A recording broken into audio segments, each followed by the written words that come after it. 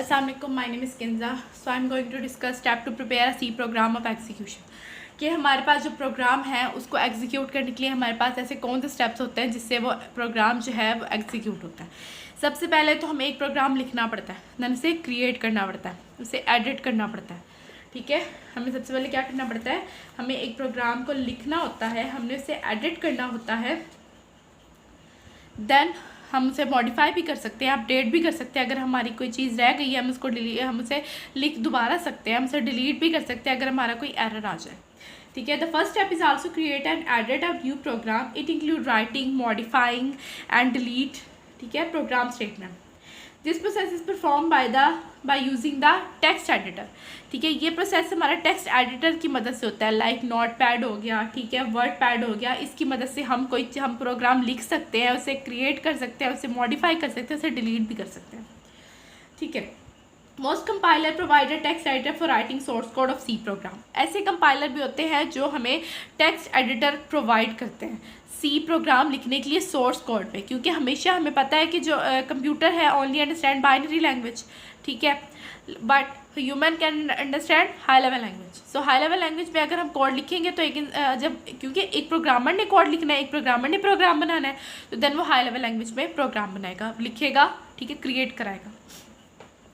Next, जब हमारे पास एक प्रोग्राम क्रिएट हो जाता है, एडिट हो जाता है, फिर हमारे पास आता है सेविंग।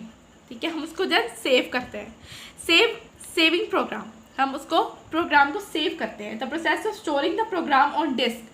किस में से स्टोर करते हैं, सेव करते हैं डिस्क में, ताकि हम उसे दोबारा यूज़ कर सकें। दोबारा यूज़ के लिए हम उसे सेव करते हैं।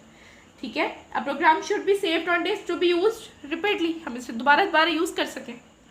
तो इसलिए हम उस प्रोग्राम को सेव करते हैं। द प्रोग्राम इज सेव्ड, हम किस एक्सटेंशन में सेव करते हैं, .c।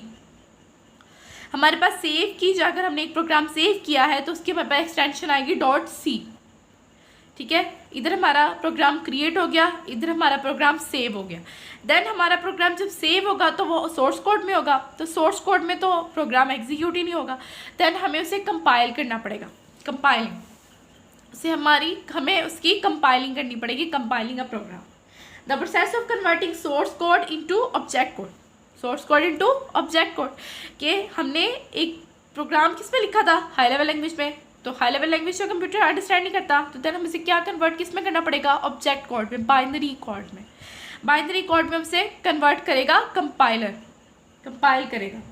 The program save with .c extension, जो हमने यहाँ प्रोग्राम सेव किया है .c एक्सटेंशन में, उस प्रोग्राम को वो कंपाइल करेगा ऑब्जेक्ट कोड में।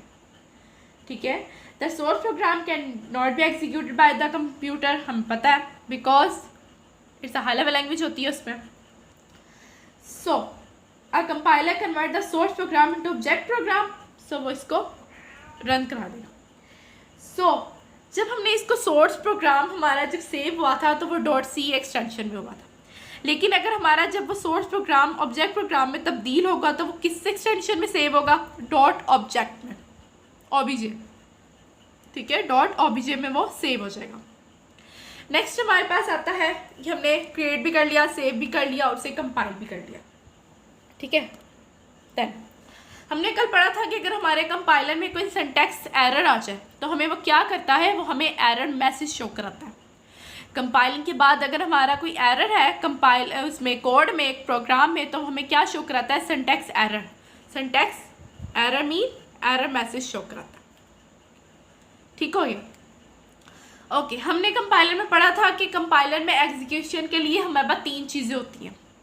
ठीक है, होता है ट्रांसलेटर, उसे कन्वर्ट करना सोर्स कोड को ऑब्जेक्ट कोड में, फिर उसे लिंक करवाना किसी लाइब्रेरी फाइल से, फिर उसे लोड कराना मेमोरी में, और देन वो एग्जीक्यूटेबल फाइल एग्जीक्यूट होती है, रन होती है। ठीक है, हमने इसमें क्रिएट किया, एडिट किया, डिलीट किया, मॉडिफाई किया, फिर हमने उसको सेव करा दिया, फिर उसके बाद हमने उसे कंपाइल करा दिया। कंपाइल के बाद हमने क्या करवाया, ट्रांसलेट के बाद हमने क्या करवाना है, लिंकिंग करवानी है उसकी, उसको उस ऑब्जेक्ट कोड को हमने किसी लाइब्रेरी फाइल के साथ लिंक करवाना है।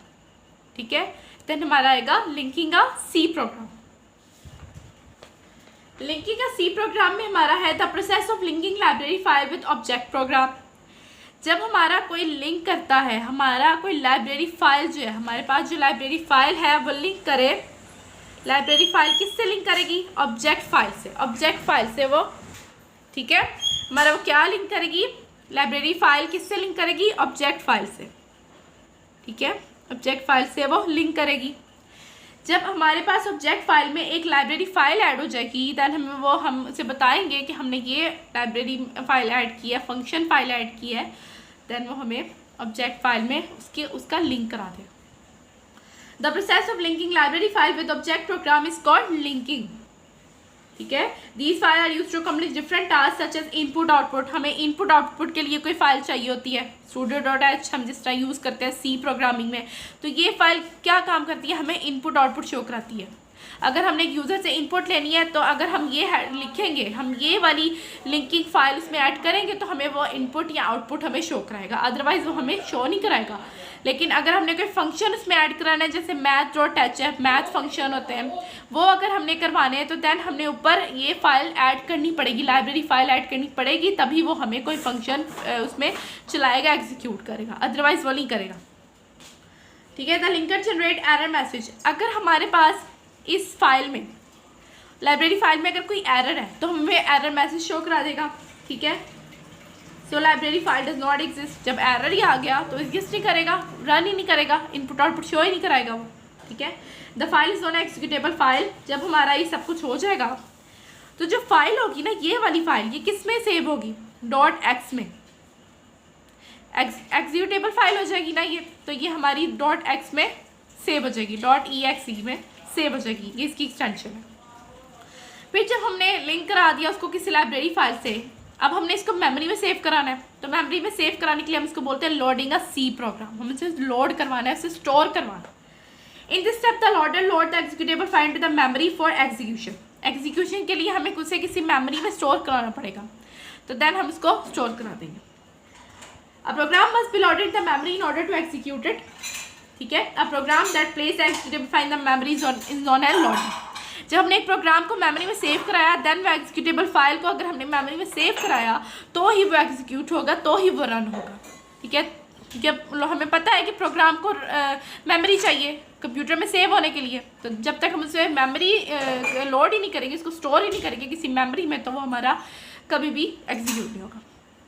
फिर हमारा आएगा एग्जीक्यूटेबल फाइल जो है वो एग्जीक्यूशन के लिए आ जाएगी, रनिंग के लिए आ जाएगी। The process of running an executable file is known as executing, ठीक है। The process of running executable file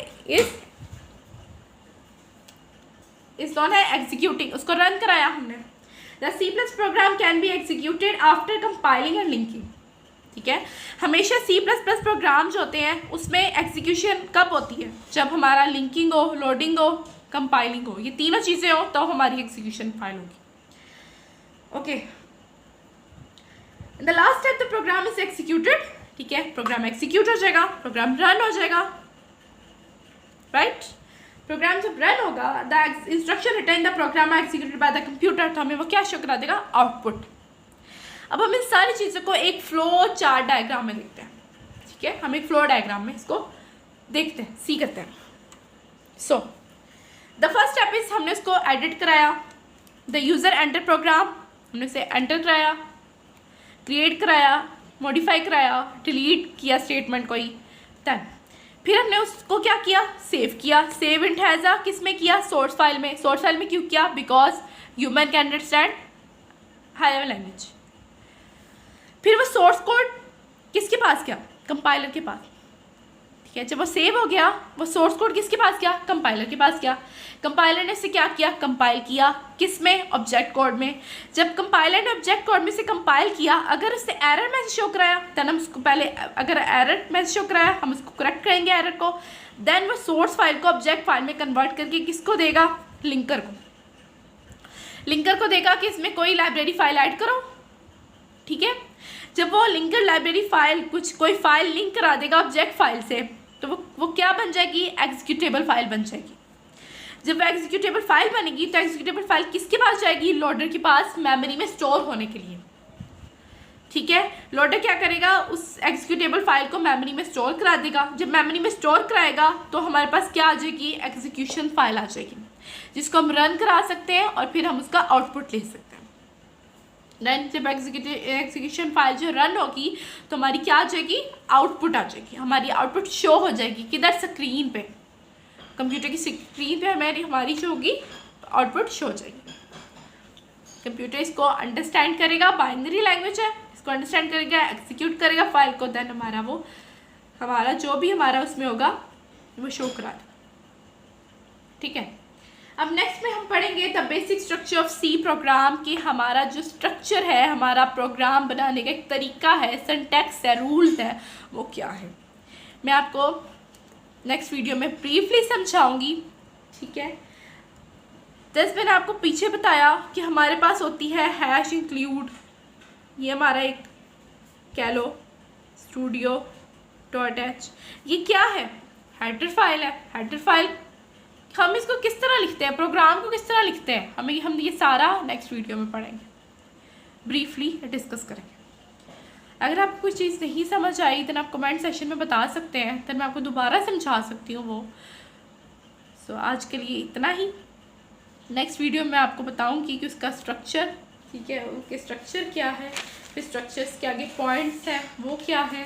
ठीक है, देन उसको हम स्ट्रक्चर में हेडर फाइल क्यों यूज़ करते हैं, ये क्या चीज़ होती है। ठीक है, इंट मेन क्या होता है, ये सारा मैं आपको बताऊंगी। ओके, अपना ख्याल रखिएगा। अल्लाह हाफ़िज़।